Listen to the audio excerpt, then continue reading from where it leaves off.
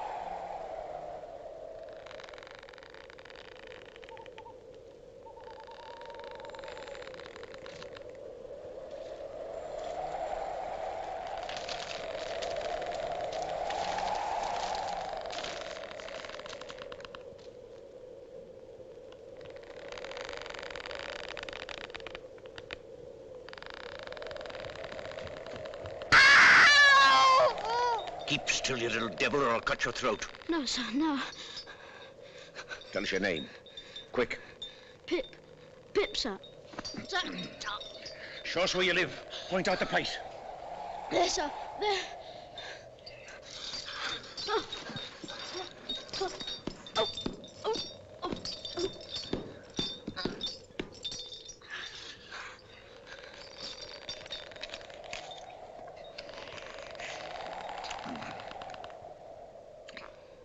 Now, where's your mother? There, sir.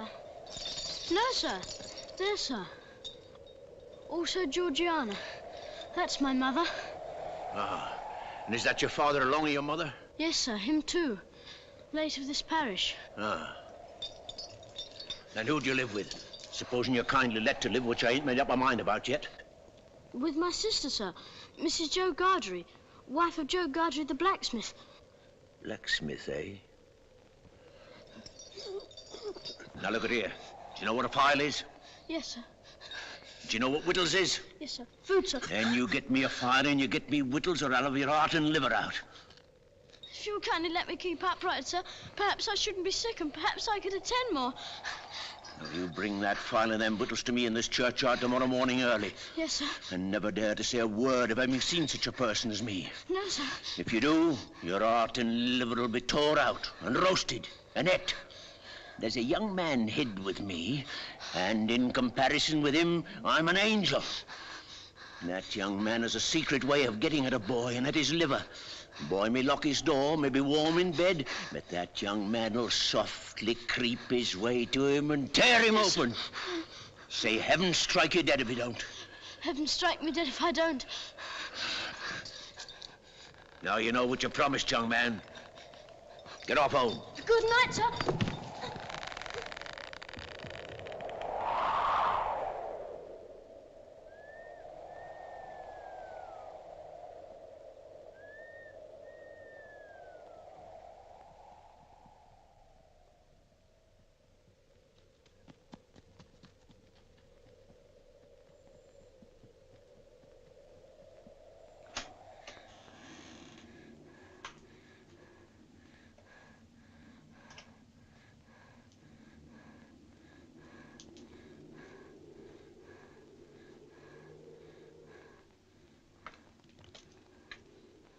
Hello, Joe. Mrs. Joe's been out a dozen times looking for you, Pip. She's out again now, making it a baker's dozen. She? And what's worse, she's got Tickler with her, Pip. She got up, she made a grab at Tickler, and she rampaged out, Pip. She rampaged out.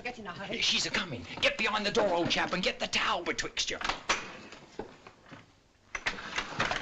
You young...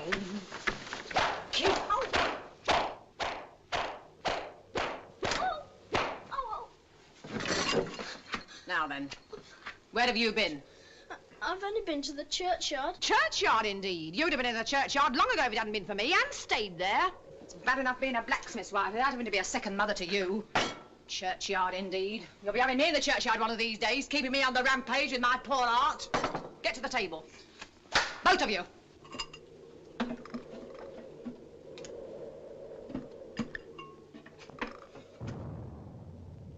Listen.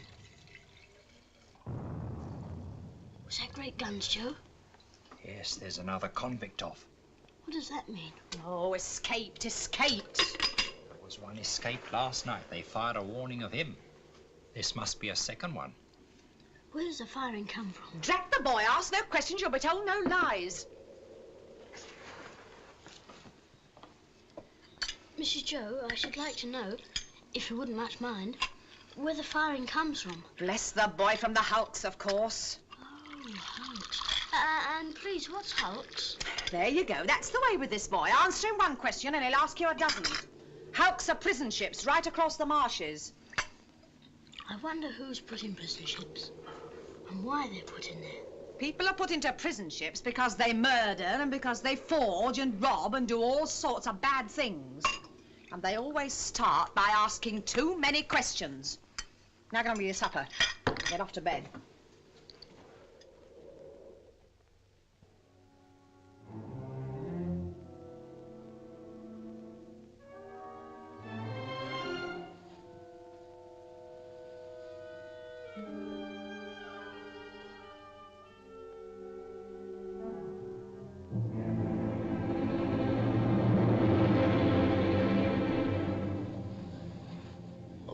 May be warm in bed.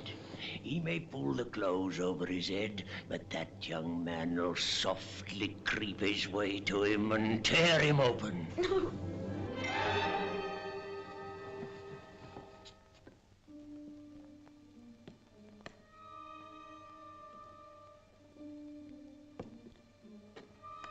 Wake up, Mrs. Joe. Wake up.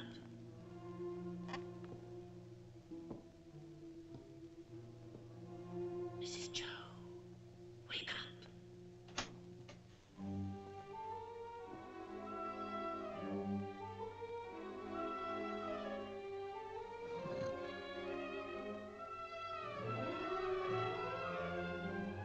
You're a thief, Pip.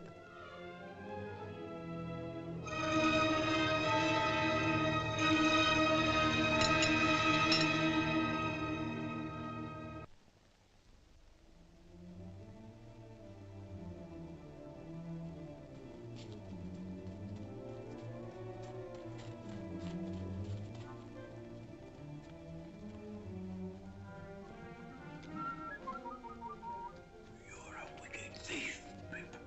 You'll be sent to the hulks.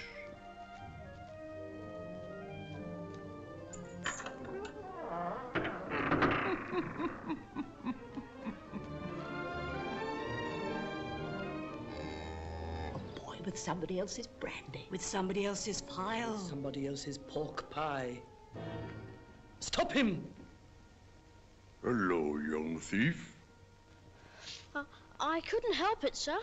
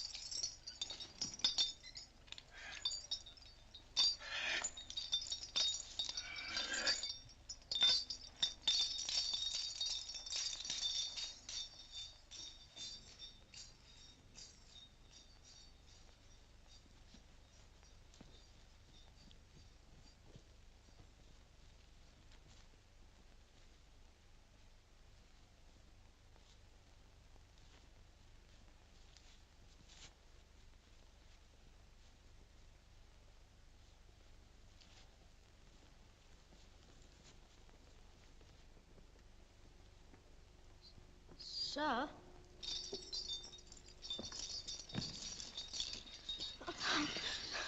You brought no one with you? No, sir. Now give no one the word to follow you? No, sir. What's in the bottle, boy? Brandy. I think you've got the ague, sir. Oh, I'm much of your opinion, boy.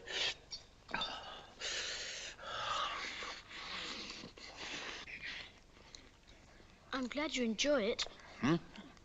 I said I'm glad you enjoy it. Thank you, boy. I do. Aren't you going to leave any of it for him? Him? Who's him? The young man you spoke of. Oh, him. Oh, he don't want no food. He looked as if he did. Looked? When? Just now. Where? Over there. Did you notice anything about him? He had a big scar on his face. No, not here. Yes, there. Give us hold of that file, boy.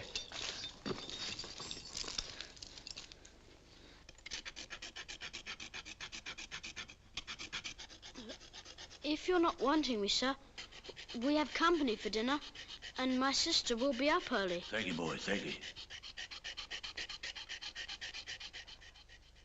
This boy ought to be truly grateful, ma'am, for the princely dinner you've set before him. Do you hear what Uncle Pumblechook says? Be grateful. Why is it the young are never grateful? Naturally vicious. Now, to finish with, I want you all to taste a delicious, delightful gift from Uncle Pumblechook. It's a pie. A savoury pork pie. A savoury pork pie? Let's have a cut of this pie, Mrs. Doe, and we'll try to do it justice. Clean plates, cold. I always say a bit of savoury pork pie will lay atop of anything you may care to mention and do no harm. What's the matter, boy?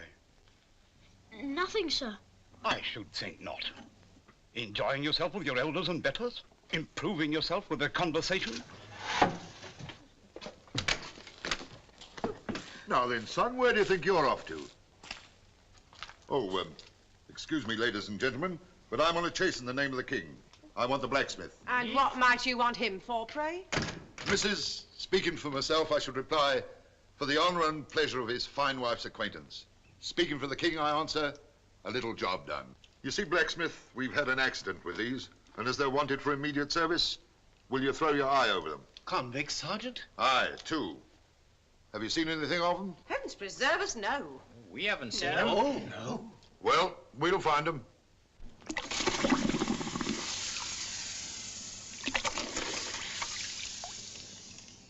Platoon, forward. Platoon, prepare, shoulder, up. Left hand. Platoon, march.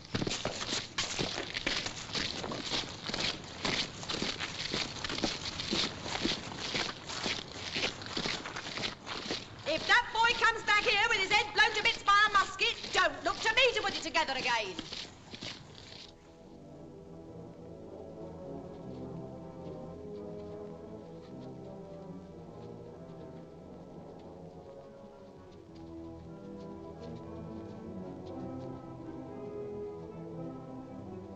I hope we don't find them, Joe. I'd give a shilling if they had cut and run, Pip. Come on.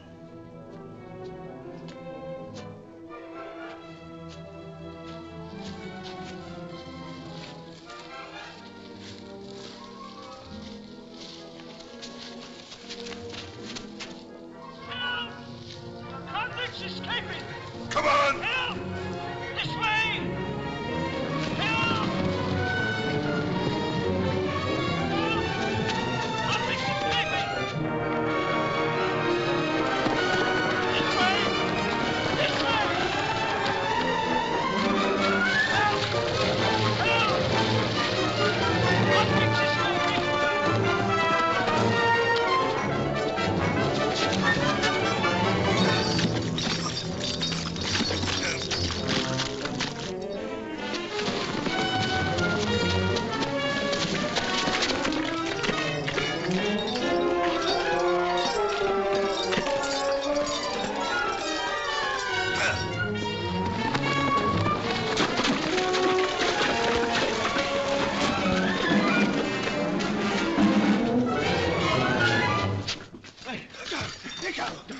Don't forget, I took him. I give him up to you. Don't forget that. He tried to murder me. Me tried to murder him? I kept him from getting off these marshes. I could have got clear. Then I discovered he was here. I let him go free to make a fool of me again. Let me go. Make ready. Present. Fire!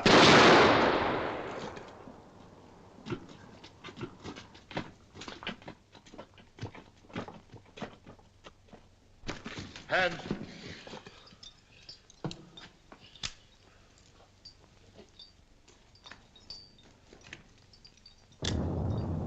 You're expected on board. Come on. Light those torches. Get aboard, you. Torchbearers!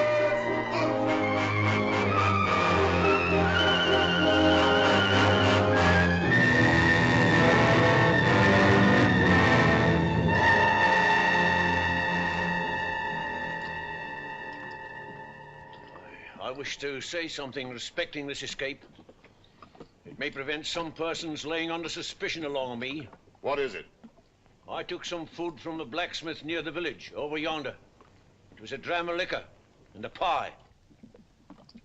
You happen to have missed such an article as a pie, blacksmith? Well, my wife did the very moment you came in. Oh, so you're the blacksmith, are you? Then I'm sorry to say I've eat your pie. Oh, you're welcome to it as far as ever it were mine. We don't know what you've done, but we wouldn't have you starved to death for it, poor miserable fellow creature, would us, Pip? Give way, you. Cast off there.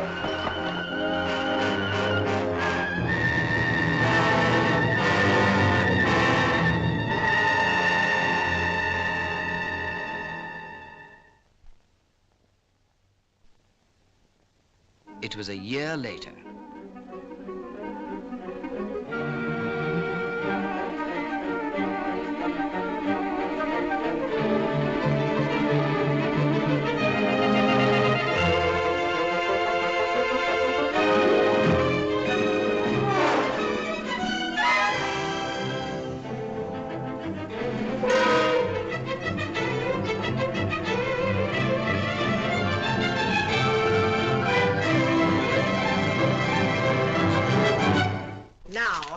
If that boy ain't grateful this day, he never will be. But it's only to be hoped he won't be pampered. Not by Miss Havisham, ma'am.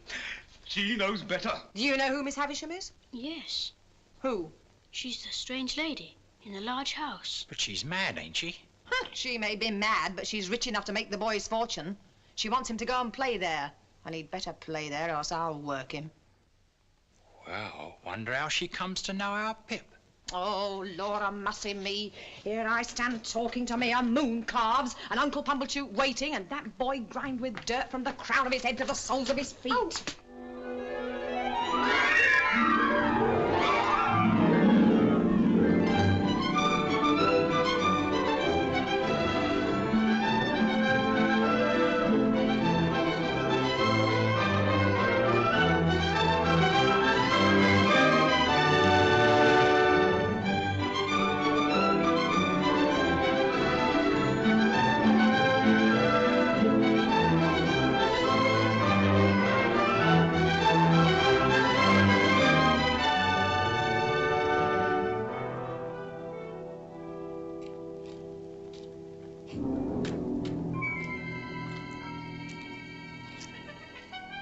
Ring the bell, boy.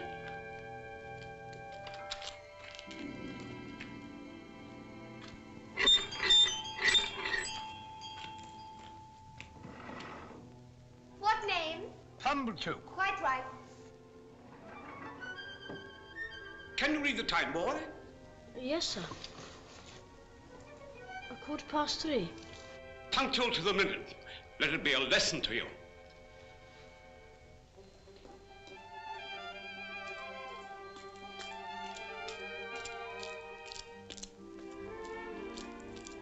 This is Pip. So this is Pip, is it? Come in, Pip. Oh, do you wish to see Miss Havisham? If Miss Havisham wishes to see me... Ah, but you see she doesn't. Come along, boy.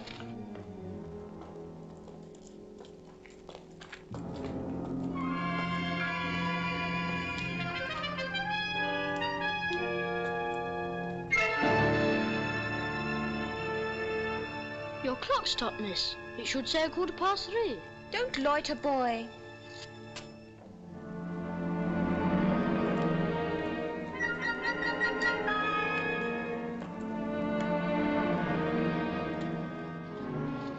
Come along, boy. Take your hat off.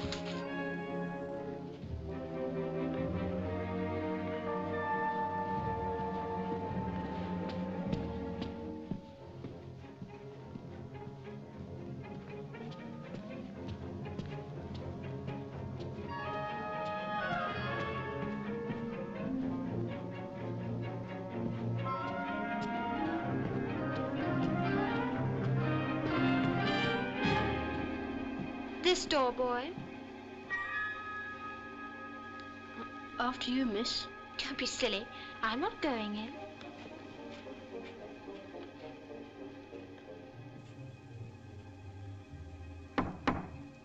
Come in.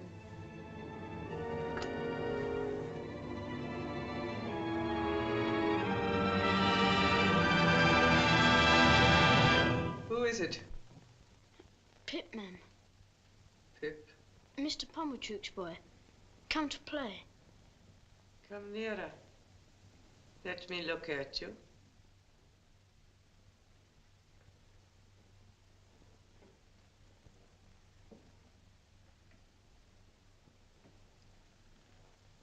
Come close.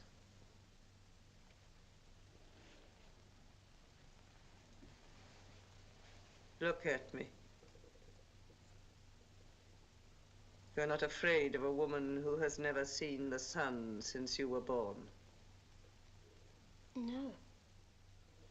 Do you know what I touch?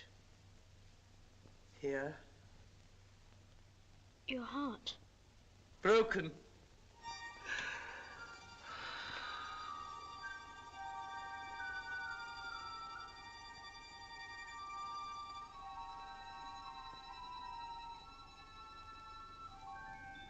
I sometimes have sick fancies. And I have a fancy I should like to see someone play. Play. Play. Estella, come here.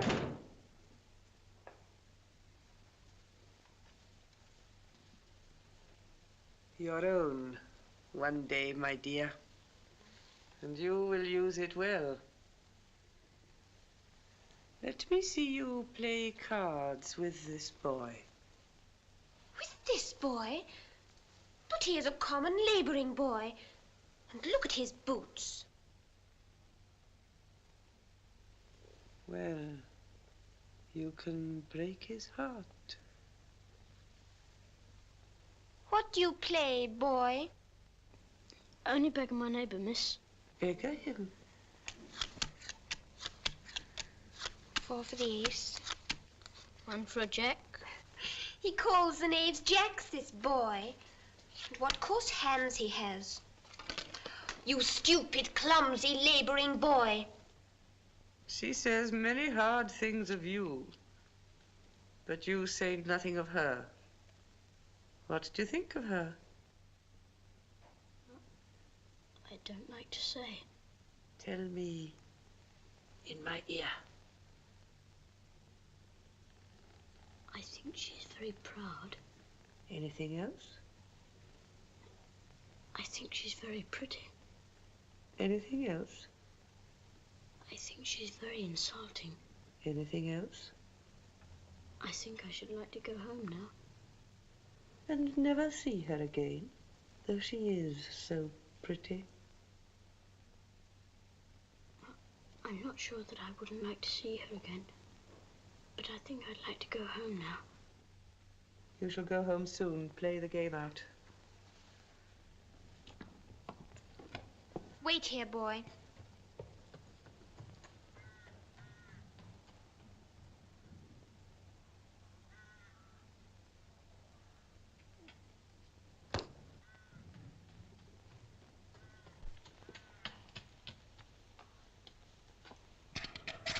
Why don't you cry? So I don't want to. You do. You've been crying and you're near crying now. Long after I'd gone to bed that night, I thought of Estella and how common she would consider Joe, a mere blacksmith. I thought how he and my sister were sitting in the kitchen, and how Miss Havisham and Estella never sat in a kitchen, but were far above the level of such common things. The following week,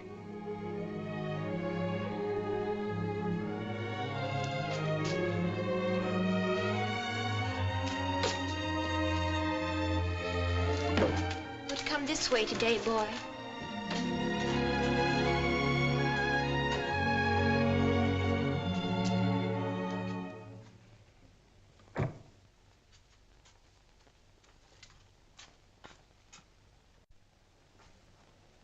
Well, I'm sure.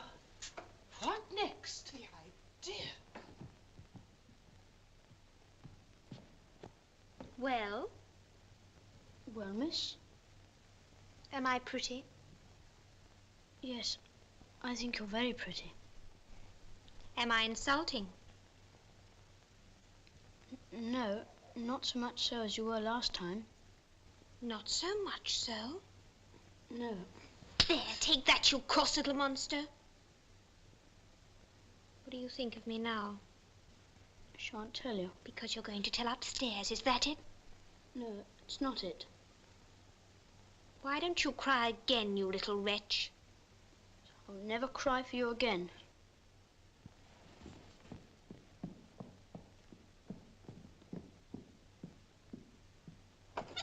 In there, boy.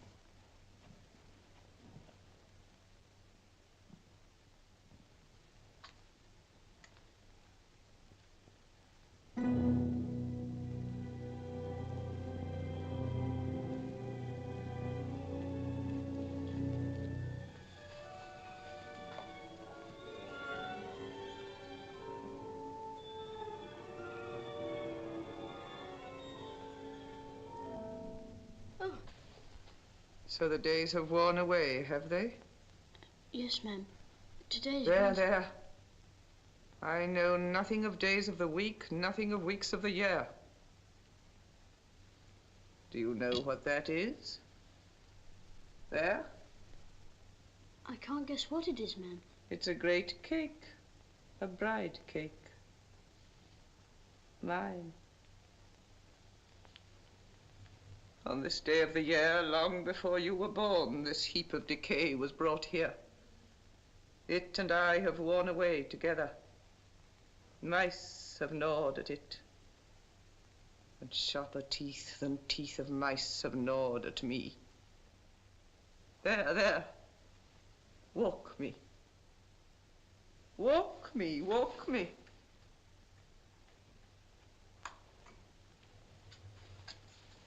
Dear Miss Havisham. Good morning. Good morning, Miss Havisham. How well you look. I do not look well, Sarah Pocket. I'm yellow skin and bone. Those Pip are my relations, the Pockets.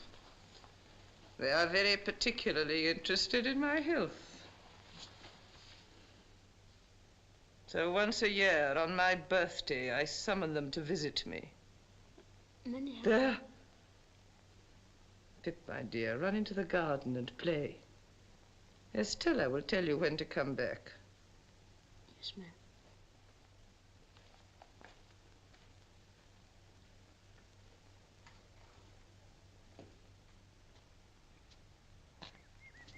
Hello, young fellow. Hello. Who gave you leave to prowl about? Miss Estella. Come on, fight. Oh, stop a minute there. I ought to give you a reason for fighting, too. There it is. Come on. Are you satisfied with the ground? Quite satisfied, thank you. Good.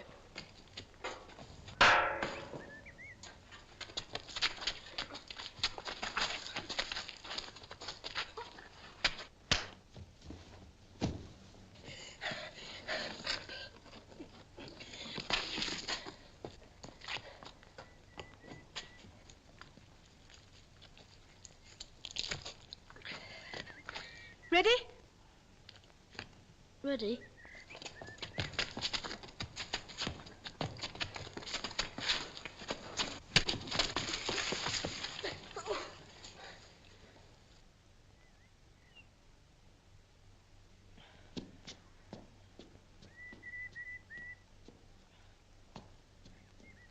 That means you've won.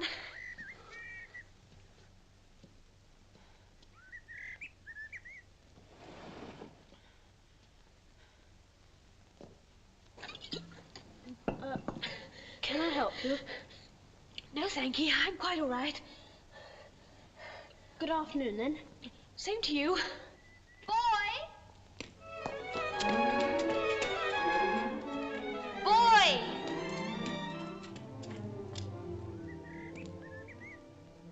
Yes, miss?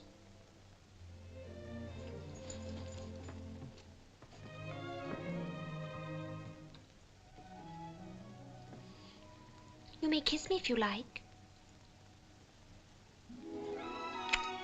Now you ought to go home.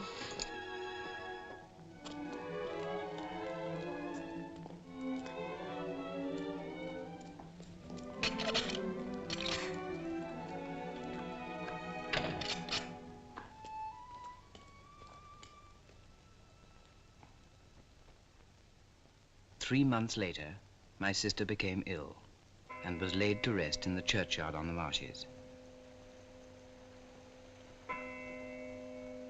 The occasion was marked for me not so much by the passing of Mrs. Joe as by the arrival of Biddy.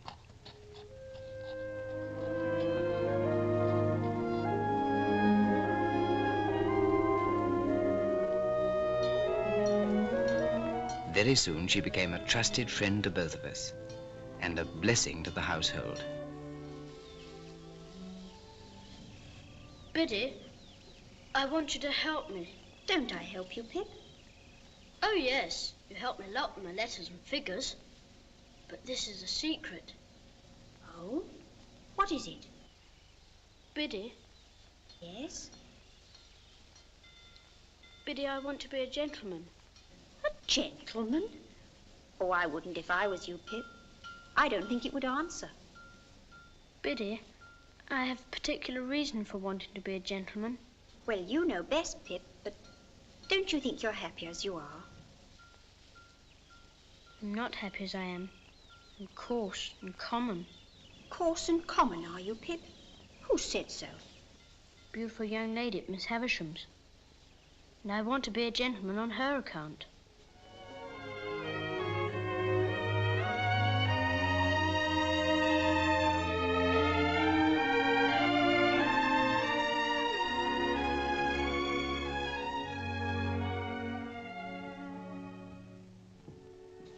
Whom have we here? A boy. Boy of the neighborhood, eh? Yes, sir. How do you come here? Miss Havisham sent for me, sir. Well, behave yourself.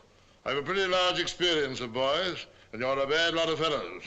Now, mind you behave yourself. Yes, sir. Take this in there, boy. Yes, miss. From this moment, I entered upon the regular occupation of pushing Miss Havisham in her chair. As we began to be more used to one another, Miss Havisham talked more to me and asked me such questions as what I'd learnt and what I was going to be. Estella was always there and always let me in and out, but never told me I might kiss her again. Sometimes she would coldly tolerate me, and other times she told me energetically, I hate you. My admiration of her knew no bounds, and scarce a night went by without my falling asleep with the image of her pretty face before my eyes. One day,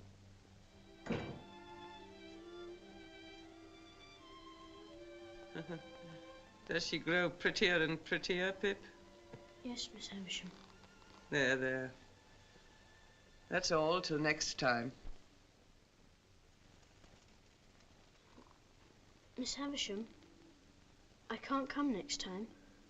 This is sad news, Pip. Why not? Tomorrow's my birthday. I'm 14. Oh, and you start your apprenticeship with a blacksmith, do you not? Yes, Miss Havisham. Why so glum, Pip? Are you not excited by your new venture? I used to think I would be, but I'm not now. Pip, here are some golden sovereigns. A gift from me. Thank you, Miss Havisham. Do with them what you please. You've earned them well. Thank you. Come and see me on your next birthday. Yes, Miss Havisham. Estella, show him out. Goodbye, Miss Havisham.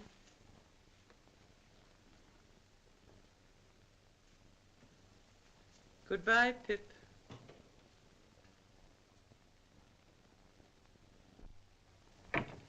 You'd better say goodbye to me, because I'm going away too. Going away? Yes. I'm going to France to be educated for a lady. Be educated for a lady? Yes. Well, aren't you sorry I'm going? Yes, Estella. I'm very sorry. I wish I knew when you were coming back. But I wish... What do you wish? I wish I could kiss you goodbye.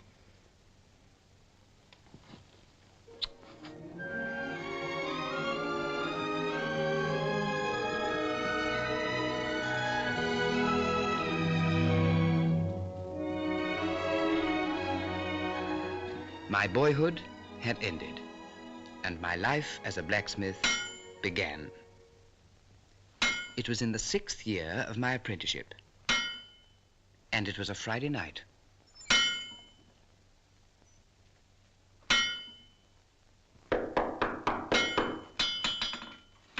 Are you the blacksmith by name Joseph or Joe Gargery? Yes, sir. Have you an apprentice commonly known as Pip? Is he here? I'm Pip, sir. Ah. So you are Pip? Yes, sir. My name is Jaggers. I'm a lawyer in London. I wish to have a private conference with you two. We'd better go into the house. Now, Joseph Gargery, I am the bearer of an offer to relieve you of this young fellow, your apprentice. You would not object to cancel his apprenticeship for his own good, at his own request? You would want nothing for so doing? Heaven forbid I should want anything for not standing in Pip's way. Very well, then. I come now to this young fellow. And my communication to him is that he has great expectations. I am instructed to communicate to him that he will come into a handsome property. Further, that it is the desire of the present possessor of that property that he shall be immediately removed from his present sphere of life and from this place and be brought up as befits a young gentleman of great expectations. Now, Mr. Pip, you are to understand first that it is at the request of the person from whom I take my instructions that you always bear the name of Pip. If you have any objection, now is the time to mention it. I have no objection. I should think not, indeed. Secondly, Mr. Pip, you are to understand that the name of the person who is your liberal benefactor is to remain a profound secret until that person chooses to reveal it. If you have any suspicion whom that person might be, keep that suspicion within your own breast. If you have any objection, now is the time to mention it. Speak out. I have no objection. And now, Mr. Pip, kindly consider me your guardian. Thank you, sir. Oh, I tell you at once, I'm well paid for my services, otherwise I shouldn't render them. I have arranged for you to go to London in a week's time. You will need some new clothes. They should not be working clothes. 20 guineas.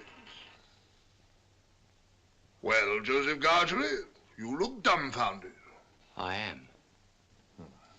Then good night, Mr. Gargery.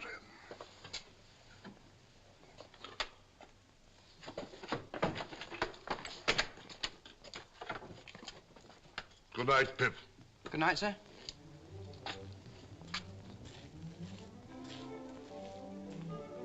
Pip, a young gentleman of great expectations. Biddy!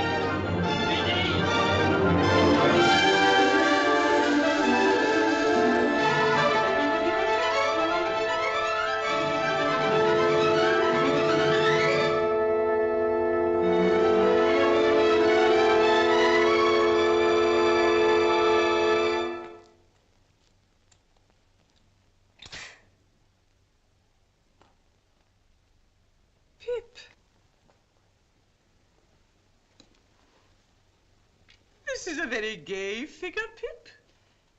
I start for London tomorrow, Miss Havisham, and I thought you would kindly not mind my taking leave of you. Well? I've come into such good fortune since I saw you last, Miss Havisham, and I'm so grateful for it. I've seen Mr. Jaggers, Pip. I've heard about it. So you go tomorrow? Yes, Miss Havisham. And you are adopted by a rich person. Not named. No, Miss Havisham. And Mr. Jaggers is made your guardian? Yes, Miss Havisham. Is, abroad. Mr. Prettier than ever, and admired by all who see her. And you, too, have a promising career before you. Be good and deserve it, Pip. Yeah. You will always keep the name of Pip, you know. Yes, Miss Havisham. Goodbye, Pip.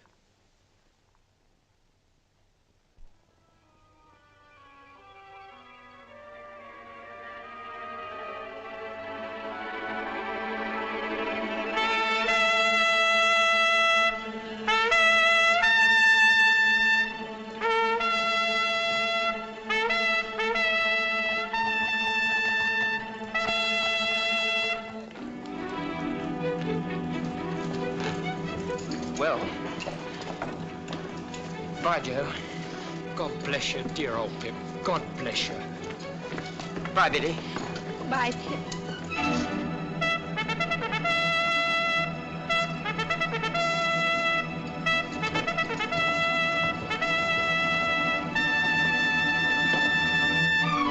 One day I'll come and see you in London, Pip. And then, what larks, eh? Goodbye, Joe. Goodbye, Pip. Goodbye, big old chap.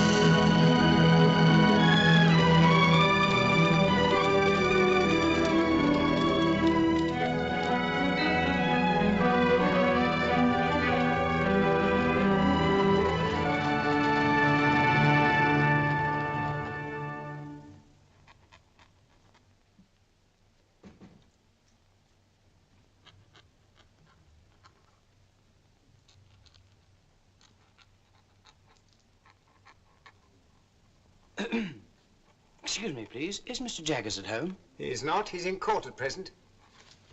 Am I addressing Mr. Pip? Yes, I'm Mr. Pip. Mr. Jaggers left word, would you wait in his room? Come this way, please. He couldn't say how long he might be, but it stands to reason his time being valuable, he won't be longer than he can help. Go and wait outside, Mike. All right. Hope I'm not interrupting. Oh, certainly not. Oi! Your first time in London, Mr. Pip? Yes, sir. I was new here once. Rum to think of it now. Whose likeness is that? That? Oh, this is our most famous client. Got us a world of credit. This chap murdered his master. Didn't plan it badly. Is it like him? Like him? It is him, you know. This cast was made in Newgate, directly after he was taken down.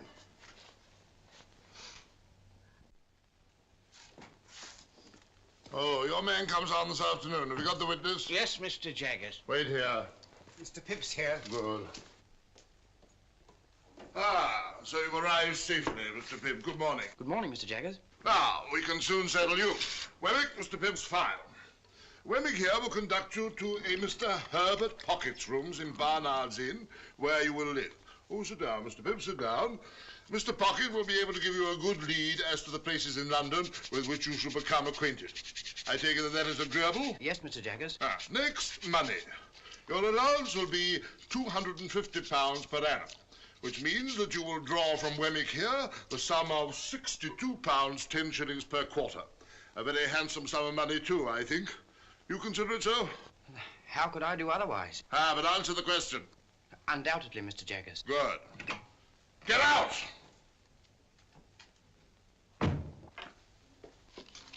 Now, here is a list of the tradespeople with whom you may run up an account.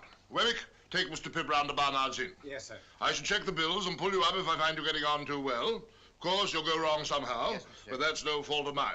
Goodbye and good luck, Mr. Pip. Goodbye, Mike! Mr. Wemmick, I don't quite know what to make of Mr. Jaggers. Oh, we don't mean that you should know what to make of him. Deep, that's what he is, as Australia. Who was that he shouted at so fiercely in the office? Oh, that was his housekeeper, named Molly. He got her off on a murder charge. Murder? Isn't he frightened of having her about? Not him. When you come to see us again, take a good look at her. Shall I see anything very uncommon? You'll see a wild beast tamed. Keep your eye on it.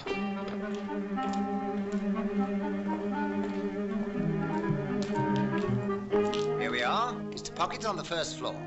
You don't want me anymore? No, thank you, Mr. Wemmick. As I keep the cash, we shall most likely meet pretty often. Oh, well. Very glad, I'm sure, to make your acquaintance. Good day. Good day, sir.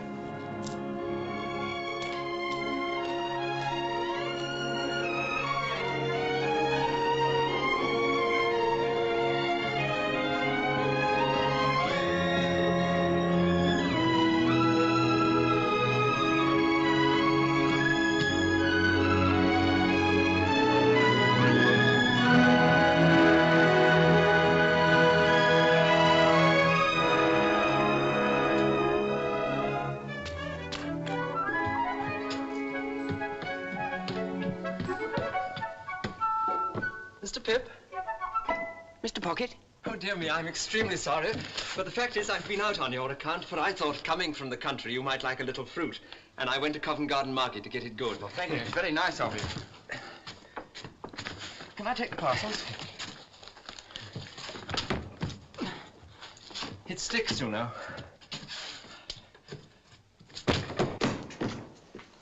Pray come in. Now, this is the sitting room. Rather musty, but Barnard's is musty. I'm afraid I'm rather bare here.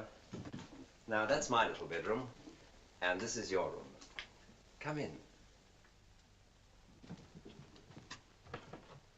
Oh, it's very nice. The furniture's specially hired for the occasion. Oh, I hope that... Dear me, I beg your pardon. You're holding the fruit all this time. I feel quite ashamed. You'll be very quiet here, and we shall be alone together. But I dare say we shan't fight. Fight? Fight? I knew I'd seen you somewhere before. You're the pale young gentleman from Miss Havisham's. Bless me, and you are the prowling boy. The idea of it's being you. Well, the idea of it's being you. I hope you've forgiven me for having knocked you about so. Oh, of course. You hadn't come into your good fortune at that time, had you? No. I was rather on the lookout for a good fortune then. Indeed? If Miss Havisham had taken a liking to me, I suppose I should have been provided for. But perhaps even I should have been engaged to Estella. But I didn't care much for it. She's a tartar. Who? Miss Havisham? I don't say no to that, but I meant Estella. You know she was adopted and brought up by Miss Havisham to wreak revenge on all the male sex. Wreak revenge on all the male sex? What revenge? Heavens, Mr. Pip, I thought you knew. No. Dear me, it's quite a story and should be saved till dinner time. Shall I take your stick? Oh, thank you. And your hat. Oh.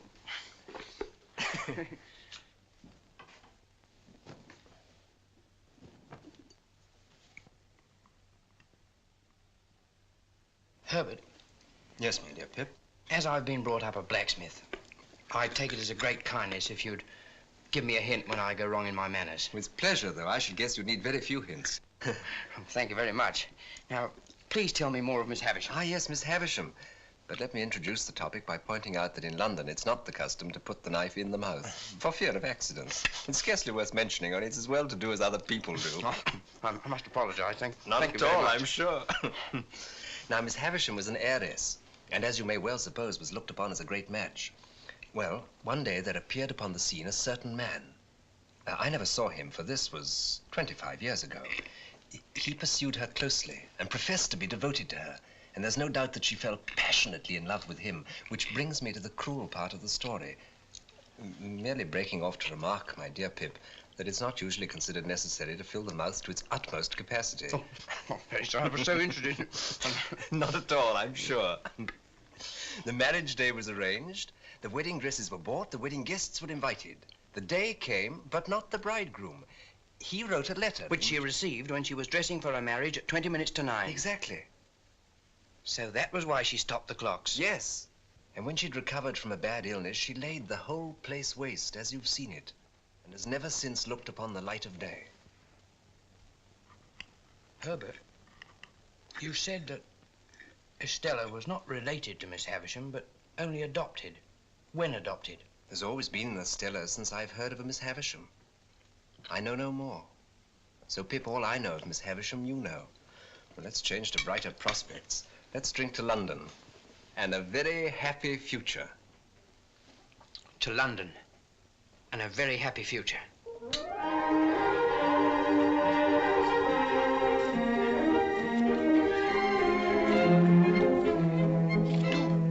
3, 4. Now all together, Mr. Pip. That's right. That's better. Much better. Enjoy yourself.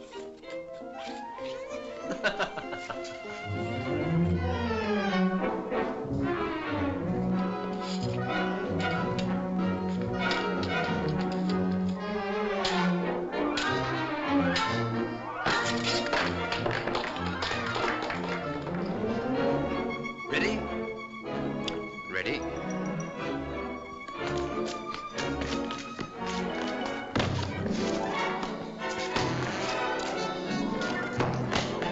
Forgive me, Herbert. Carry on, Pip, carry on. And so, if I could buy some new furniture and perhaps one or two other little things, I think I could be quite at home at Barnard's Inn. Do it. I knew you'd get on. How much do you want? £20? Webbeck!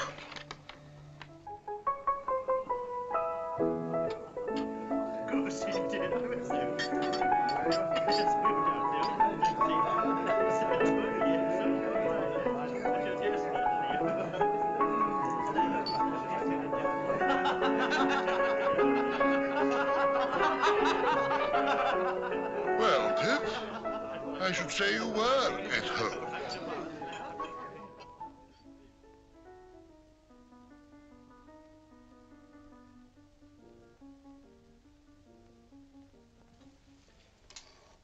Herbert, Yes, we've done very badly. very badly. Thank heaven for my birthday.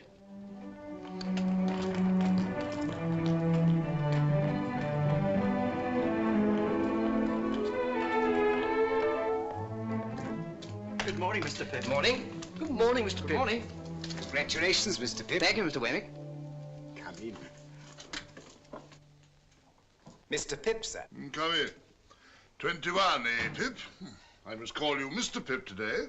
Congratulations, Mr. Pip. Thank you, Mr. Jaggers. Sit down.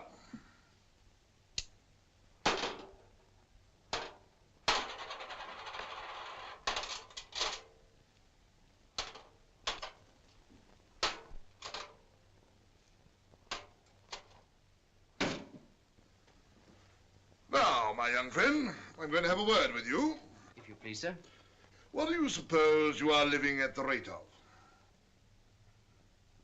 At the rate of, Mr. Jaggers? The rate of.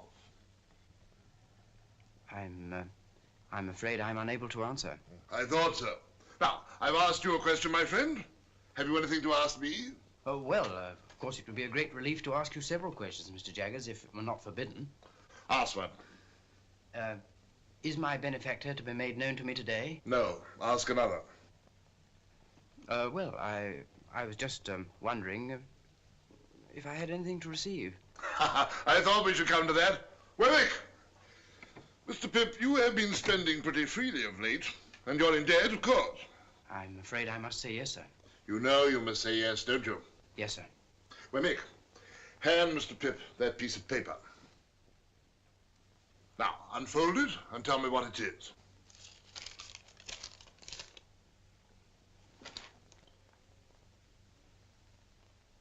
This is a banknote for £500. That is a banknote for £500. And at the rate of that handsome sum of money per annum, and at no higher rate, you are to live until your benefactor appears. Will it still be years hence, Mr. Jaggers? When that person discloses, you and that person will settle your own affairs. My part in the business will cease. That's all I have to say. Wemmick, show Mr. Pip out. Thank you, Mr. Jaggers. My dear Mr. Pip, Mr. Gargery is going to London and would be glad, if you are agreeable, to be allowed to see you. He will call Tuesday morning at 9 o'clock. We talk of you in the kitchen every night and wonder what you are saying and doing. No more, dear Mr. Pip, from your ever obliged and affectionate servant, Biddy. As I watched Joe that Tuesday morning, dressed grotesquely in a new suit, let me confess that if I could have kept him away by paying money, I certainly would have paid money. In trying to become a gentleman, I had succeeded in becoming a snob.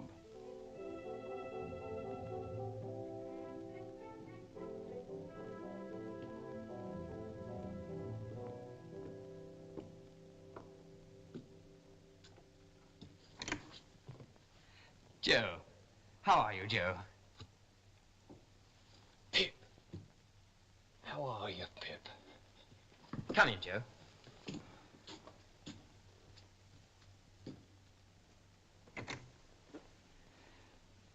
Well, Joe, I am glad to see you. Pip, dear old chap, you've growed and you've swelled, and you gentlefolk has to be sure you're an honour to your king and country. And you, Joe, look wonderfully well. Give me your hat.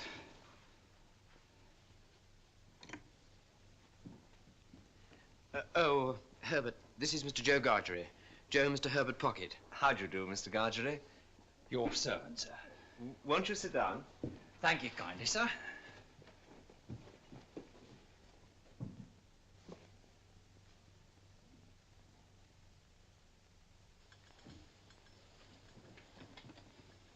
Will you take tea or coffee, Mr. Gargery?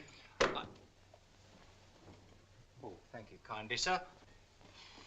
I'll take whichever is most agreeable to yourself. What do you say to coffee? Thank you kindly, sir. Since you are so good as to make choice of coffee, I'll not run contrary to your opinions. But don't you find that rather heating? Say tea, then.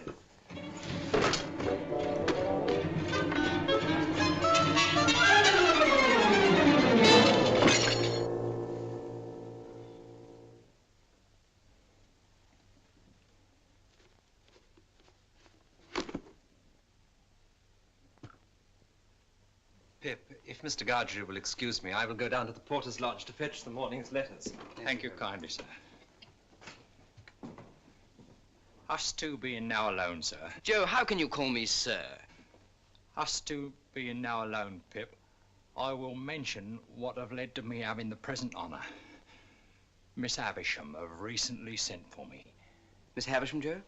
Would you tell Mr. Pip, she said, that I wish to see him at once, for I have something most particular to disclose to him. I see. Well, I have now concluded, sir, and Pip, I wish you ever well and ever prospering to a greater and greater height. But you're not going now, Joe. Yes, I am. Well, you'll be coming back to dinner. Oh, no, Pip, old chap. You and me is not two figures to be together in London. I'm wrong in these clothes, Pip.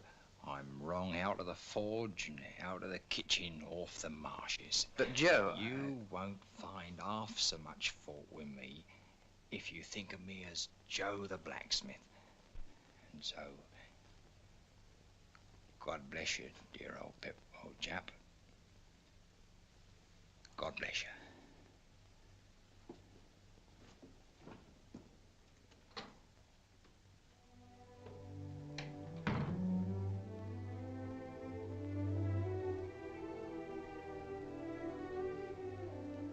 All that day, Joe's simple dignity filled me with reproach.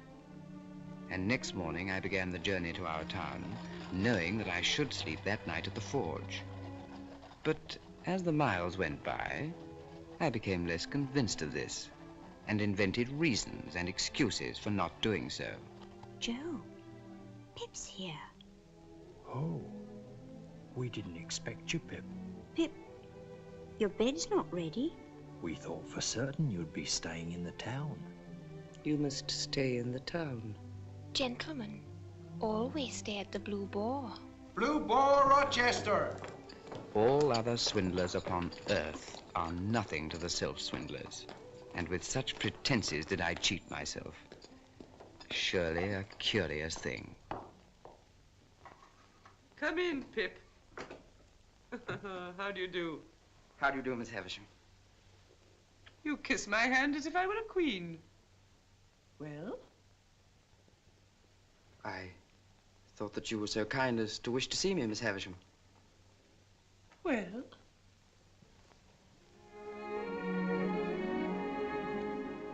Stella.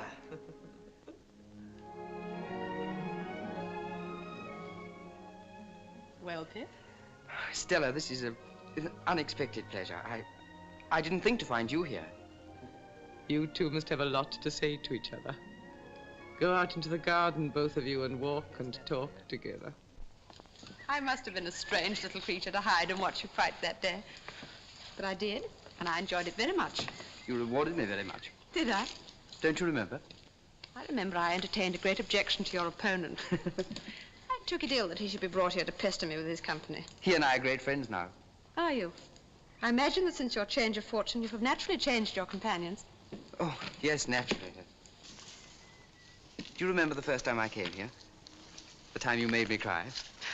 Did I? I don't remember. Not remember you made me cry? You meant nothing to me. Why should I remember? You must know, Pip, I have no heart. Perhaps that's why I have no memory. No one looking at you could believe that.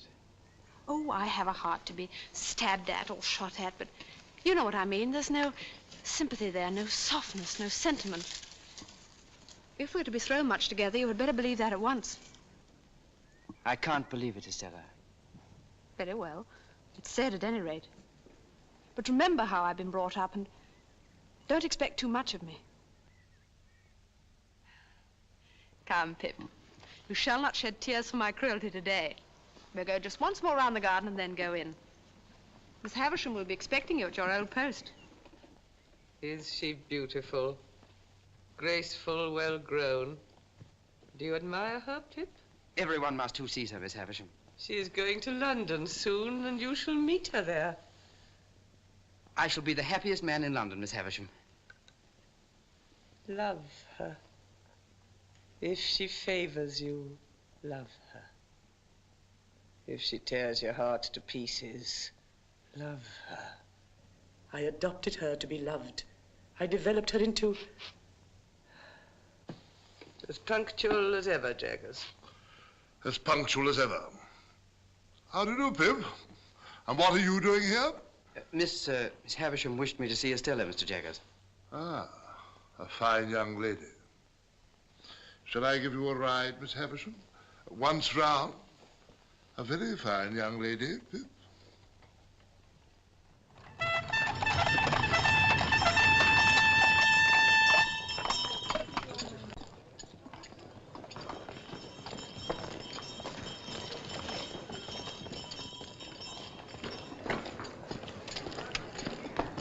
Estella.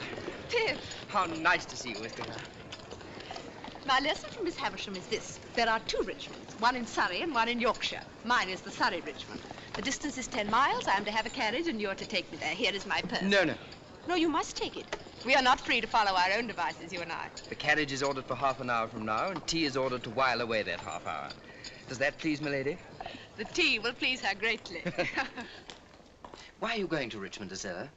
I'm going to live, at a great expense, with a lady there who has the power, or says she has, of taking me about and introducing me and showing people to me and showing me to people. You'll have a gay time and be much admired. You must look forward to that, Estella. It's part of Miss Havisham's plan for me, Pip. I shan't take any great pleasure in events which I don't shape, but I shall be beautiful, and I shall be gay, I shall be obedient, and I shall write regularly of my gaiety. Will you always be part of Miss Havisham's plan, Estella? And do you thrive with Mr. Pocket, Pip? Yes, indeed. We've left Barnard's Inn and moved to the Temple. Oh? I live quite pleasantly there. At least? At least? As pleasantly as I could anywhere. Away from you.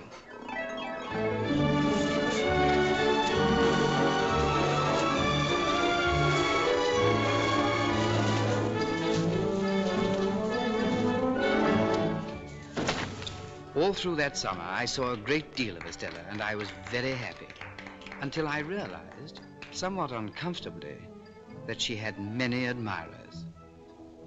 It was not until the winter that fate threw her in the way of Bentley Drummle.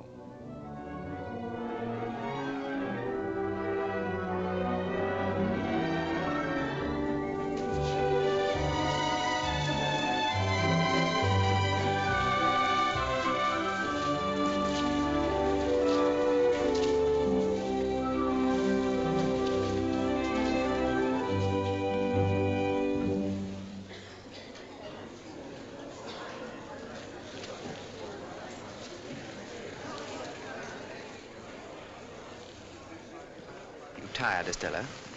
Rather, Pip. You should be. Say rather I should not be.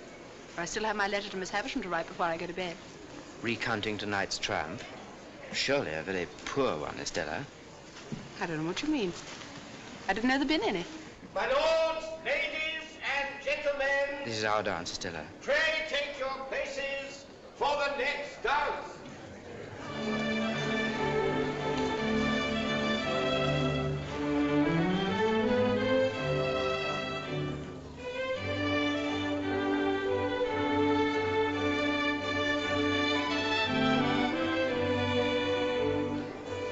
Estella, look at Drummle.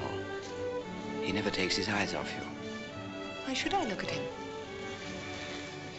Is there anything in Drummle I need to look at? That's what I want to ask you. He's been hovering about you for weeks. Moths and all sorts of ugly creatures hover about a lighted candle. Can the candle help it? My lords, ladies, and gentlemen, pray take your partners for the Spanish polka.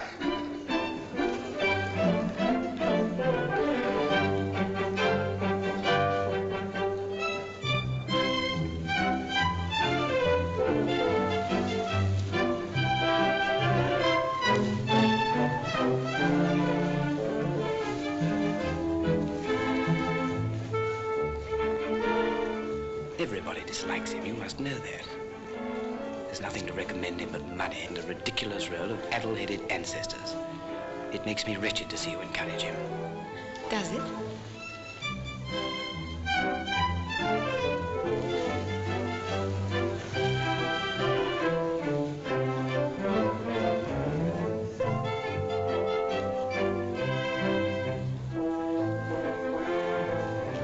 You give him looks and smiles such as you never give to me.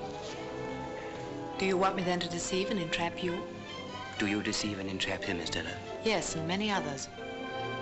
All of them but you.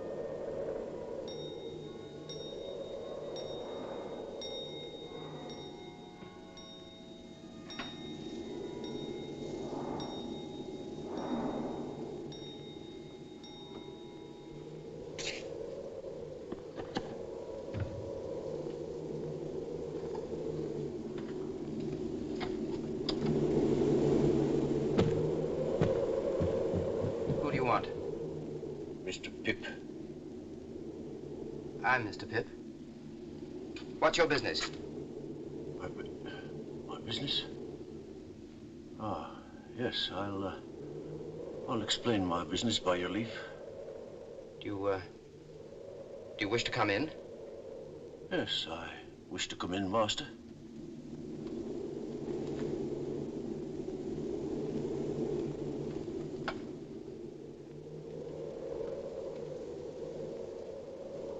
Now perhaps you will explain your visit.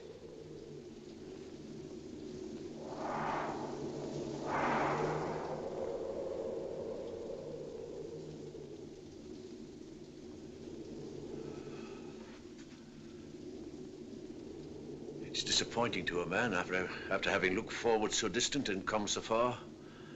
Oh, but you're not to blame for that. What do you mean? I'll speak in half a minute.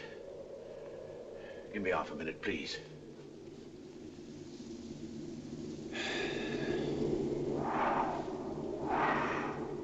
There's no one nigh, is there? Why do you ask that question?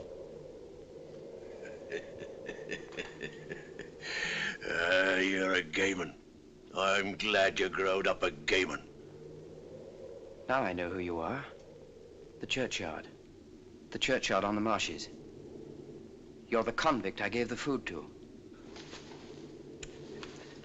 You acted nobly, my boy. Noble, Pip, and I've never forgot it. If you're grateful to me for what I did when I was a child, and you've come to thank me for it, there's no need. However, since you've found me out, will you drink something before you go? Yes, I will drink, I thank you, before I go.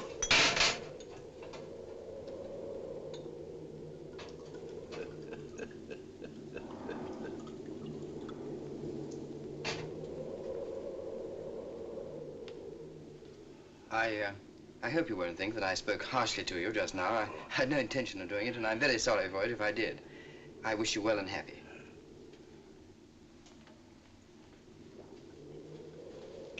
How have you been living? I've been a sheep farmer, away in the New World, in New South Wales. I hope you've done well. I've done wonderful well. I'm famous for it. Oh, I'm very glad to hear it. I hope to hear you say so, dear boy. But you've done well too, eh? Yes, I've done quite well.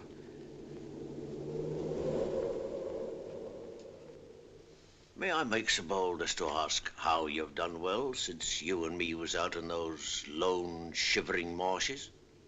How? Ah. Yes, I've been chosen to succeed to some property. Might me a varmint ask what property? I don't know. Might me a varmint ask whose property? I don't know. Could I make a guess, I wonder, at your income since you come of age? As to the first figure now. 5?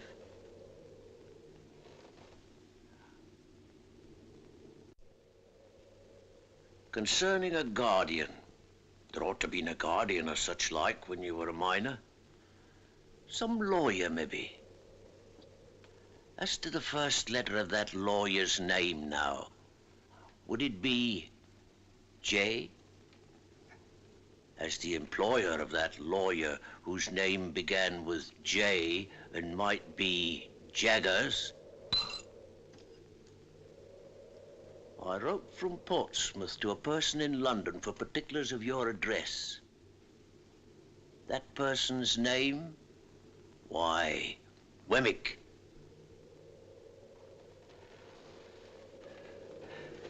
Yes, Pip, dear boy, I made a gentleman of you. It was me what done it. I swore that time that as sure as I earned a guinea, that guinea would go to you. And that there hunted dog what you kept life in got his head so high that he made a gentleman. And Pip, you're him. Why, I'm your second father, Pip, and you're my son. And how good looking you've growed. There's a pair of bright eyes somewhere, eh? Isn't there a pair of bright eyes what you love the thoughts of? They shall be yourn, dear boy, if money can buy 'em. But didn't you never think it might be me? No, never. Well, you see, it was me. And single-handed. Never a soul in it but me own self and Mr. Jaggers. Was there no one else? No, who else should there be? Well, where are you going to put me, dear boy? Put? Oh, to sleep. Who's that? Don't be alarmed. It's Mr. Pocket, who shares these rooms with me. Phew. What a night. Hello. Herbert, something very strange has happened. This is a visitor of mine. Take it in your right hand. Say, strike me dead on the spot if I split in any way, whatever. Strike me dead on the spot if I split in any way, whatever. Kiss it. Do as he says, Herbert. No, you're an oath.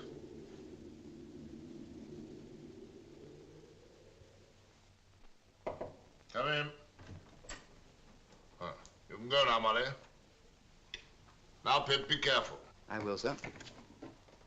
Don't commit yourself. Don't commit anyone. You understand me? Anyone. Mr. Jaggers, Don't tell me anything. I don't want to know anything. I'm not curious.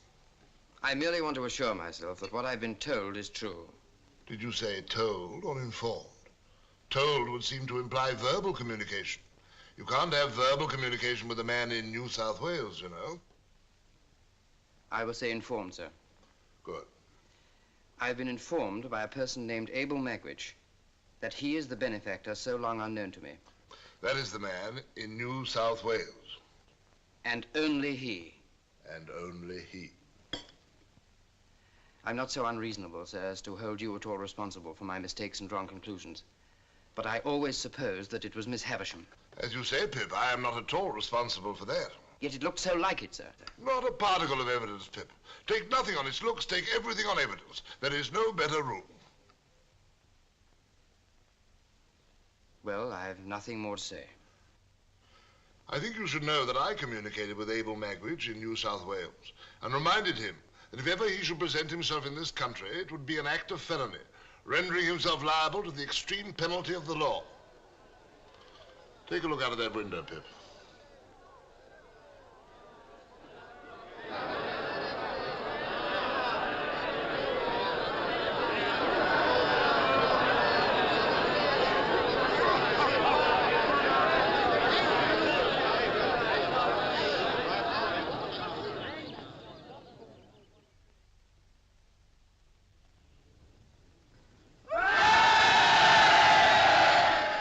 That sort of thing happens every day.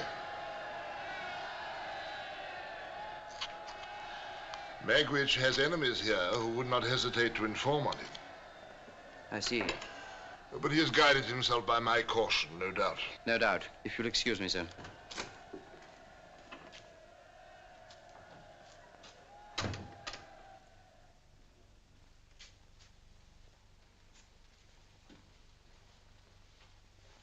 There's no other alternative. He must be got out of the country, and I shall have to go with him. Why must you go with him? He's risked everything on my account. I can do no less than stand by him now. What will you say to Estella? I'm at a loss to know what to say to her.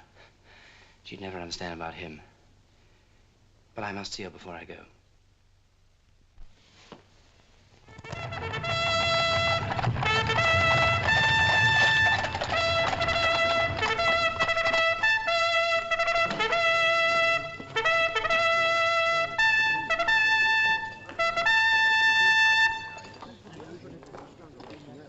Ah, just come down? Yes. Beastly place, your part of the country, I think. I'm going out for a ride in the saddle. I mean to explore those marshes for amusement. Out-of-the-way villages there, they tell me. Curious little public houses and smithies and that. Mr. Drommel, I didn't seek this conversation. I don't find it a very agreeable one. I'm sure you don't. But don't lose your temper. Haven't you lost enough without that? What do you mean? Look here, you, sir. The lady is joining me later, so take her horse round to her house in an hour's time. Very good, sir. And don't forget to tell the waiter I don't dine, because I'm going to dine with the lady. Aye, aye.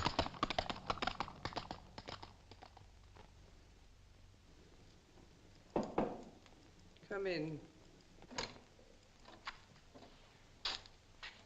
What wind blows you here, Pip?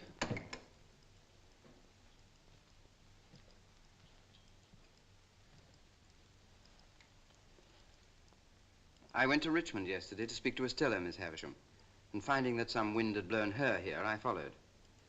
What I have to say to Estella, I will say before you presently in a few moments. It will not surprise you. It will not displease you. I'm as unhappy as you could ever have meant me to be. I have found out who my patron is. It isn't a fortunate discovery, and is not likely ever to enrich me in reputation, station, fortune, anything. But there are reasons why I can say no more of that. It is not my secret, but another's. It is not your secret, but another's. Well? When you first caused me to be brought here, Miss Havisham, I suppose I really did come here as any other chance boy might have come, as a kind of servant, to gratify a want or a whim and to be paid for it. Aye, Pip, you did. And that Mr. Jaggers was... Mr. Jaggers had nothing to do with it. His being my lawyer and the lawyer of your patron was a coincidence. He holds the same relation towards numbers of people. But when I fell into the mistake that I've so long remained in, at least you led me on. Yes. I let you go on. Was that kind? Who am I? For heaven's sake, that I should be kind. Well, well, well, what else? Estella, I should have said this sooner, but for my long mistake, which led me to believe that Miss Havisham meant us for one another. And I felt that I couldn't tell you of my real feelings while you were not free to choose for yourself. But now I have to go away. And I must say it before I go. I love you, Estella. I've loved you ever since I first saw you in this house. Pip, I tried to warn you not to love me, but you wouldn't be warned, for you thought I didn't mean it. Isn't it true that Bentley Drummel is in town here and pursuing you? Quite true. That you encourage him and ride out with him, and that he dines with you this very day? Quite true. How can you fling yourself at such a man? Should I rather fling myself at you, Pip, who would sense at once that I bring nothing to you? But you cannot love him, Estella. What have I always told you? Do you still think, in spite of it, that I don't mean what I say? Estella, you would never marry him.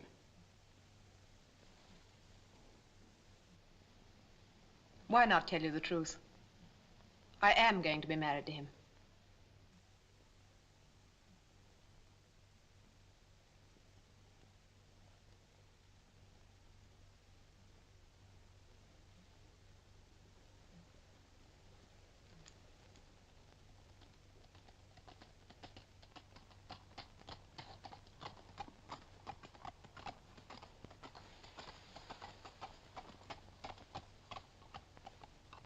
Come, Pip. Don't be afraid of my being a blessing to him. I shall not be that. Here is my hand. Let us part on this. You'll get me out of your thoughts in a week.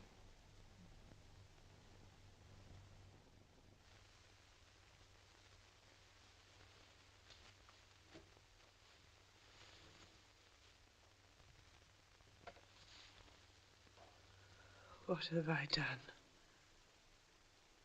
What have I done?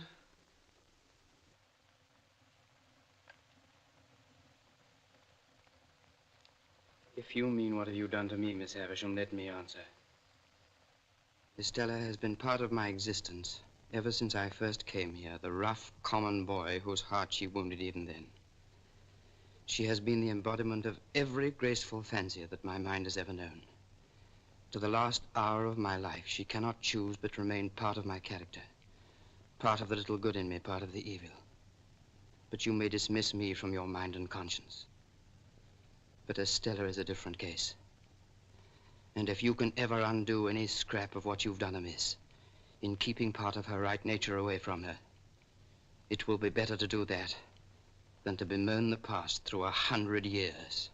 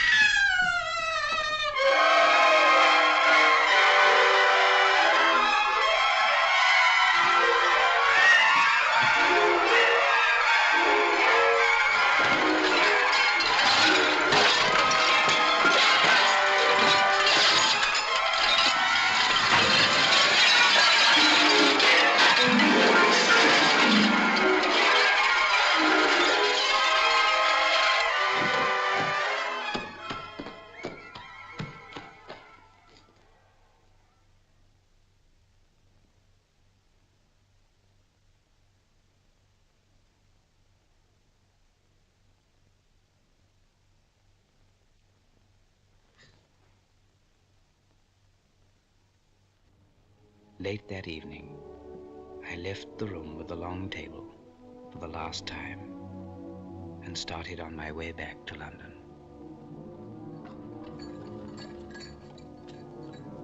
Ah, Mr. Pip, I believe. Good morning, sir. Good morning, Dick. I have a note for you, sir. The messenger who brought it said it's urgent.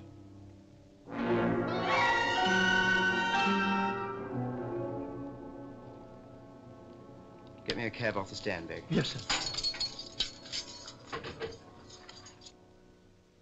Morning, Wemmick. What's the trouble? So you got my note then? Yes, I came straight here. Why, what have you done to your hands? Oh, it's nothing. I got them burned, Mr. Wemmick. I'm very anxious. Everything's taken care of, Mr. Pip. But pray come in. You don't object to an aged parent, I hope? Oh, no, no. I should be delighted. This is Mr. Pip, aged P, and I wish you could hear his name. Give him a nod, Mr. Pip. That's what he likes. You made acquaintance with my son at his office, I expect. Yes. Nod away at him, if you please, like winking. Yes, yes. Yes, yes. I hear that my son is a wonderful hand at his business, sir. Yes. You're as proud of me as Punch, ain't you, aged P? There's a nod for you. There's another one for you. Yes, yes. Now, Mr. Pip and I have business to discuss. Oh, yeah. Come and sit down. I want to offer an apology, for he isn't capable of many pleasures. Just tip him a nod now and then when he looks off his paper, and he'll be as happy as a king. My pleasure, Mr. Wemmick, and I'm sure that you'll appreciate that I'm most anxious to know what's happened. Of course. Now, I heard by chance yesterday morning that an old enemy of a certain convict, whose name we needn't mention, yes, had got wind of his being in England. So I went to the temple and found Mr. Herbert, and I told him that if he was aware of any such person, whose name we needn't mention, being about your chambers, that he'd better get him out of the way. I also heard that you had been watched. That I'd been watched? Yes. And might be watched again, so he'd better get him out of the way while you were out of the way. I see. He would be greatly puzzled what to do. He was, but we've now removed him to a house overlooking the river, down Limehouse way. I should like to join them at once. If you take my advice, Mr. Pip, you'll wait till after dark. By which time, you see, we can have those hands attended to.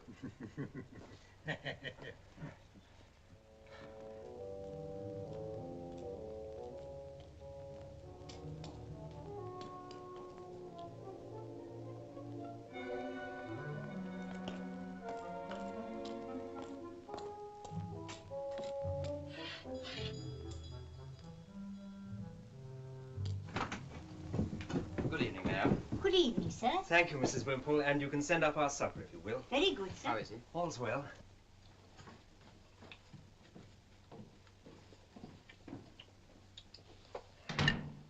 I'm a heavy grubber, dear boy. Always was. Are you sure that you can rely on Wemmick's judgment and sources of information? Aye, Wemmick knows. He spoke to me of a particular enemy of yours. Do you know who that might be? Aye. That was the man you saw fighting with me on the marshes, the man with the scar. He turned informer on me then to save his own skin, and he'd do it again to see me hanged. But no sneaking rat like him's going to make me leave, my boy. Well, if you're worried about that, there's no need. I'm coming with you. No. You're a gay one. What a gay one my boys turned out to be, eh? The following day, I sent Herbert to make some inquiries. He found that the packet boat for the continent left Gravesend Pier at high tide every Thursday. I set myself to hire a boat. It was soon done. I couldn't get rid of the notion of being watched, and how many undesigning persons I suspected of watching me, it would be hard to calculate. I began to go out as for training and practice, sometimes alone, sometimes with Herbert. We were out in all weathers and became, as was our intention, familiar figures on the river.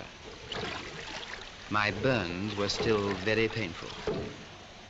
We made it a practice that Herbert should embark from the place nearest to the house where our convict was hidden. As the hours of the tide changed, we took to going further down river. There, on the marshes, we found a lone public house where we decided to stay on the night of our escape. And from a nearby buoy, we timed the passing of the packet boat.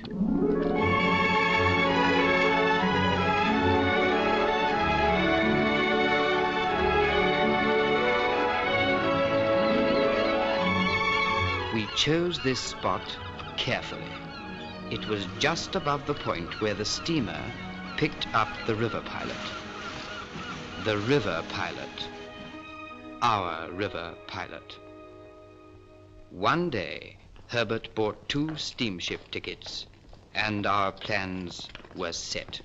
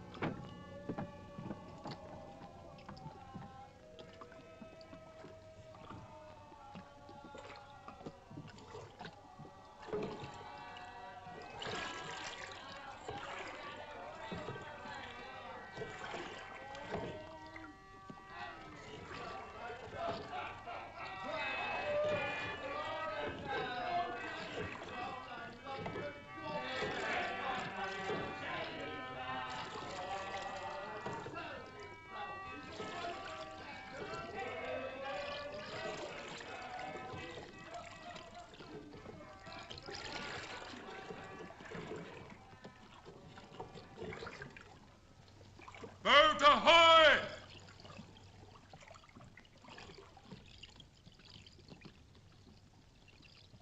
Ahoy there!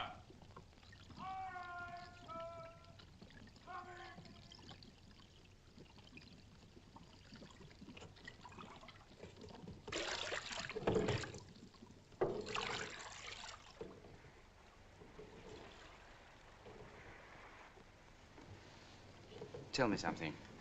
What, dear boy? What I did for you as a child was such a small thing. Why have you done so much for me? I had a child of my own once, Pip. A little girl who I loved and lost. What happened to her? I don't know. It's a dark part of my life, dear boy. Ain't worth telling. But when on those lone, shivering marshes, a boy was kind to a half-starved convict, that boy took the place of the child he had lost. Pull on your left.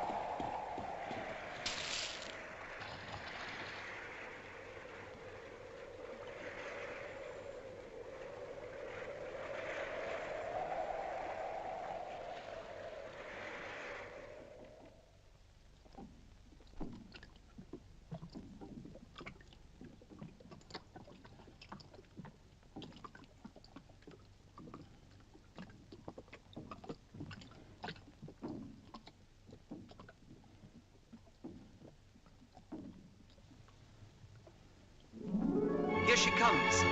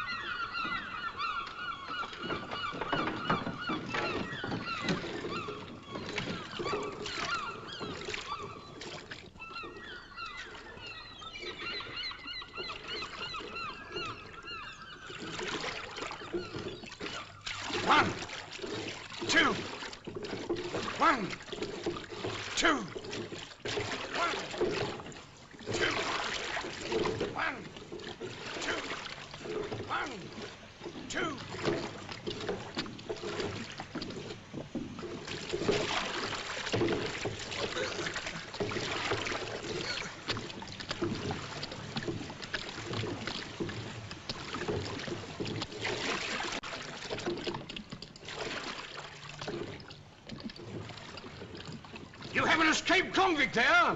That's the man in the stern. I call upon him to surrender and you to assist.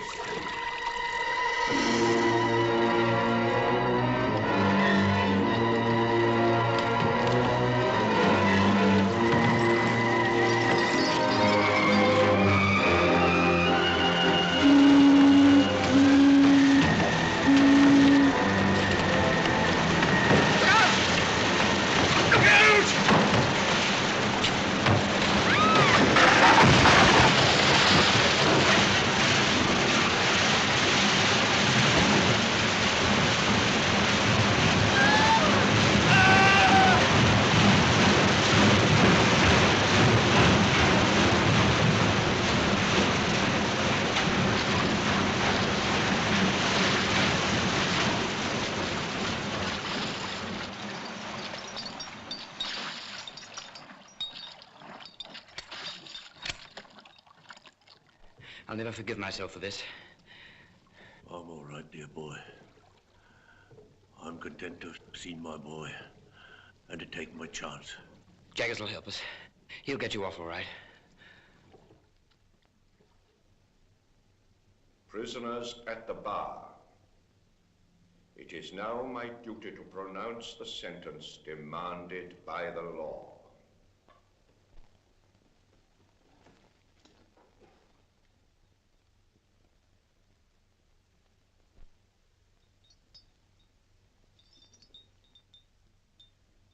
The sentence of this court is that you be taken hence to the place from whence you came, and from thence to the place of execution, and that each of you there be hanged by the neck until you be dead. And may Almighty God have mercy on your souls. Are you absolutely certain there is nothing you can do to save him? Nothing. You realize, of course, that you no longer inherit his money. That will be claimed by the crown. The money's no interest to me. If you had been a blood relation, it might have been different. You are not a blood relation, so it is not different. You mean if he had a child, the money would go to the child? The money might go to the child. Mr. Jaggers, there was a child. So you think there was a child, do you? I know there was a child. And what's more, Mr. Jaggers, you know it. Sit down, Pip.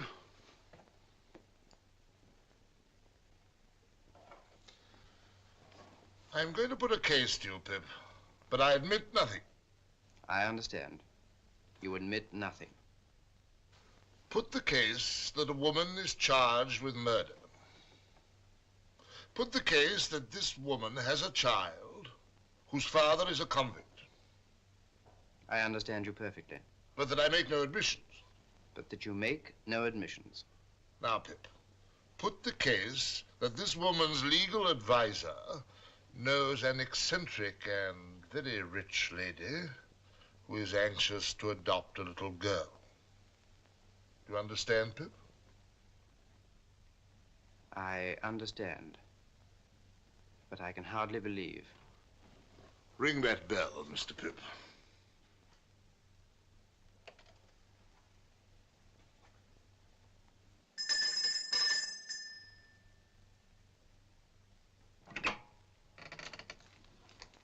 Yes, sir? Basin. Yes, sir.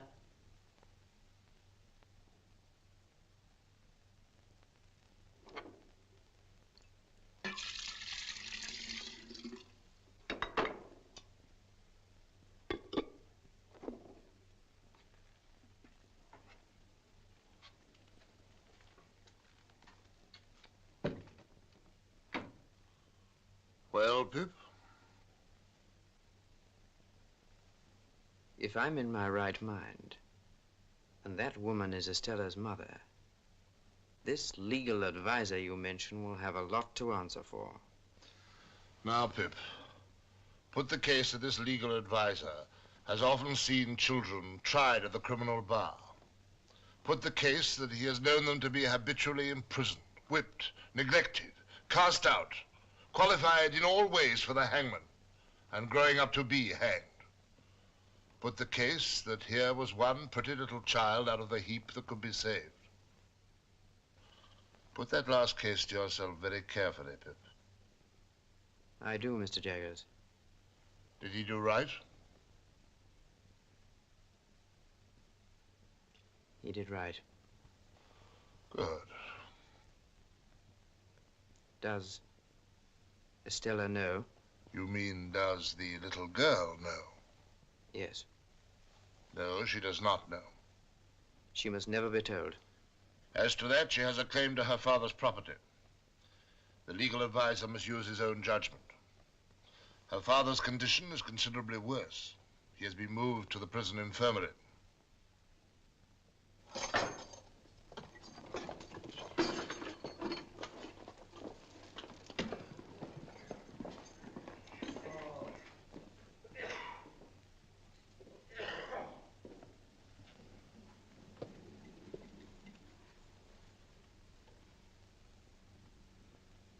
Dear boy,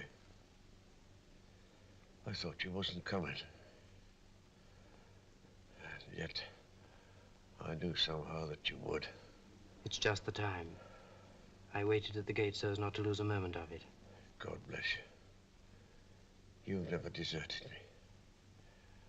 And what's best of all is, you've been more comfortable along with me since I was under a dark cloud than when the sun shone. That's best of all. Are you in pain? I don't complain of none, dear boy. You never do complain.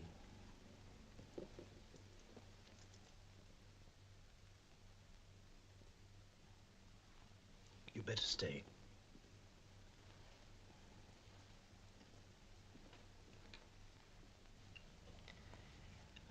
I have something to tell you. Can you understand what I say?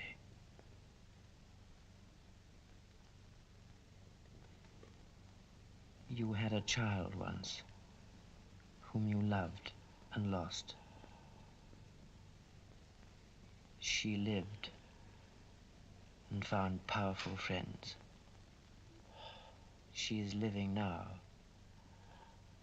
She is a lady and very beautiful. And I love her.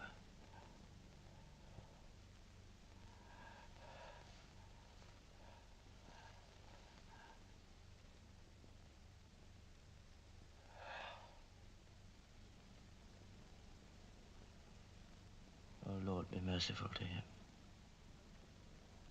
a sinner.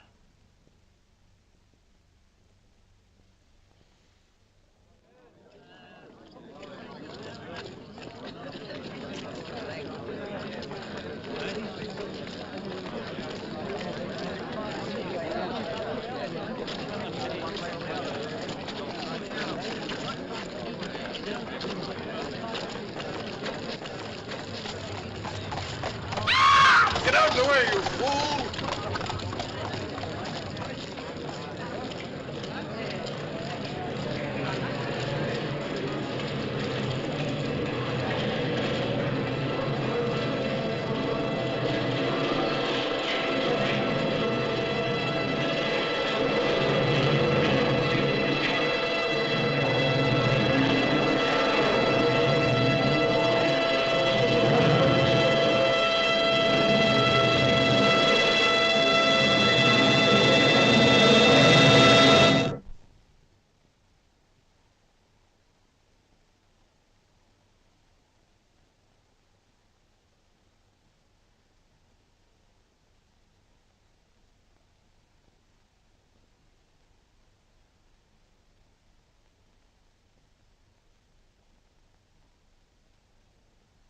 Is it, Joe? What's your dire, old chap? How long, Joe? Which you mean to say, Pip, how long have your illness lasted? Yes, Joe. Well, it's the end of April, Pip. Tomorrow's the 1st of May. Dear Joe, have you been here all the time? Oh, pretty nigh, old chap.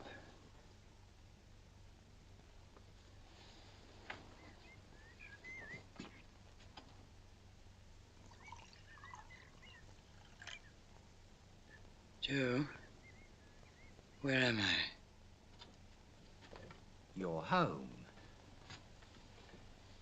I brought you home, dear old Pip, old chap. Oh, Joe, you break my heart. Please don't be so good to me. Now, look here, old chap. Ever the best of friends. You'll soon be well enough to go out again. And then, oh, what larks!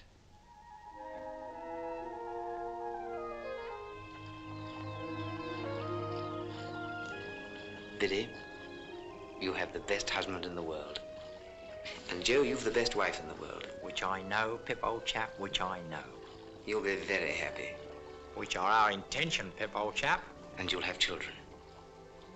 Which also are our intention, Pip, old chap. One day, Pip, you'll marry too. I don't think I shall, Biddy. Not now. Dear Pip, do you still fret for her? I think of her. But that poor dream, Biddy, has all gone by. All gone by.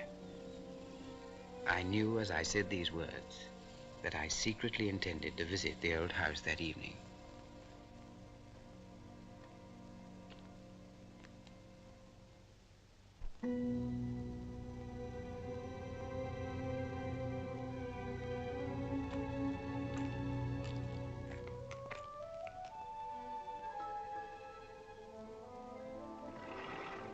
What name? Pumblechook. Quite right.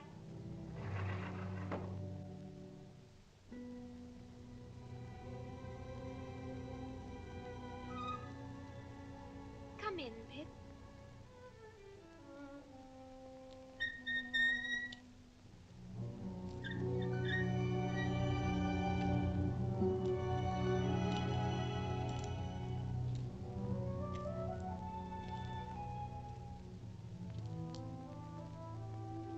I know nothing of days of the week, nothing of weeks of the year.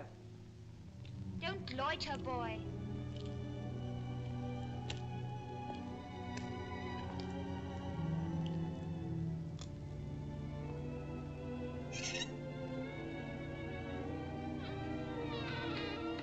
Come along, boy. Take your hat off.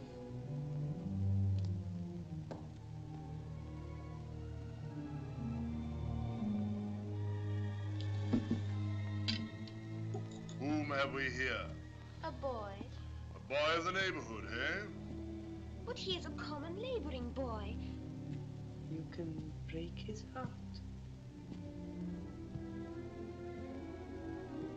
This door, boy.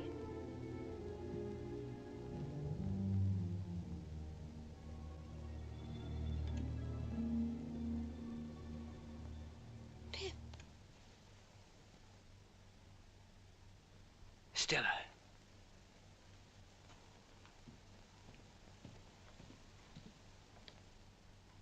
Stella, what are you doing here? I thought you were in Paris with your husband. I have no husband, Pip. Have you not heard? I've been ill, Stella. I've heard nothing. When Mr. Jaggers disclosed to Bentley Drummel my true parentage, he no longer wished to have me for a wife. Well, Pip, why don't you laugh? You've every right to. I've no wish to laugh, Stella. I'm truly sorry. You've no need to pity me. It has simplified my life. There's now no need to sell the house. It is mine, and I shall live here. I shall like it here, Pip. Away from the world and all its complications.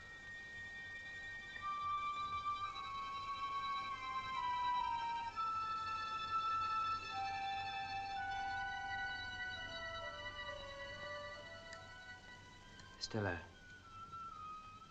how long have you been here? I don't know.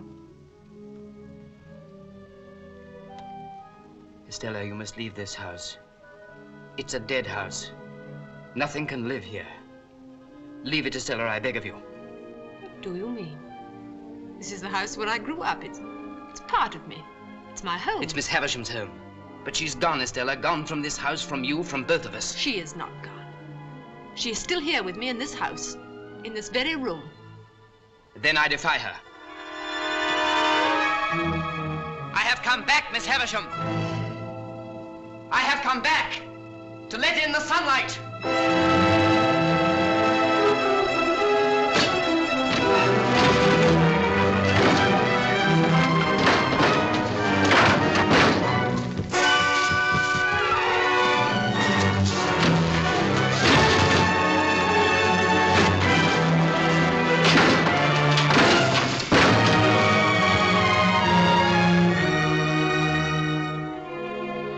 Stella, look!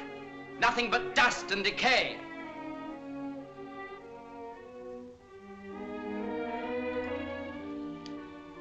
I've never ceased to love you, even when there seemed no hope for my love. You're part of my existence, part of myself. Estella, come with me, out into the sunlight. Look at me. Pip, I'm afraid. Look at me.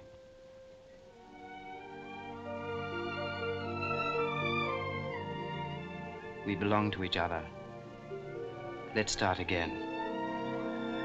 Together.